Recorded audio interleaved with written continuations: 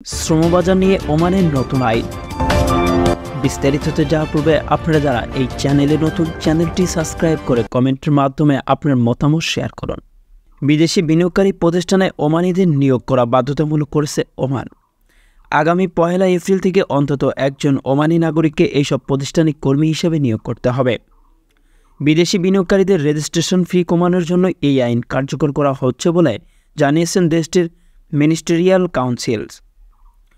ওমানের বাণিজ্য ও শিল্প মন্ত্রণালয় জানিয়েছে, রেজিস্ট্রেশনের পর কমার্শিয়ালি কার্যকলাপ শুরুর 1 বছরের মধ্যে বিদেশি বিনিয়োগকারী তার প্রতিষ্ঠানে অন্তত একজন ওমানিকে নিয়োগ করতে হবে। সরকার কর্মক্ষেত্র ওমানিদের অগ্রাধিকার বা ওমানাইজেশনের যে লক্ষ্যমাত্রা ঠিক করেছে, এই সিদ্ধান্ত তারই অংশ বলে মনে করা হচ্ছে। যদিও সরকারের পক্ষ থেকে দাবি করা হচ্ছে এই পদক্ষেপ বিদেশি বিনিয়োগকারীদের সুবিধার জন্যই করা হয়েছে।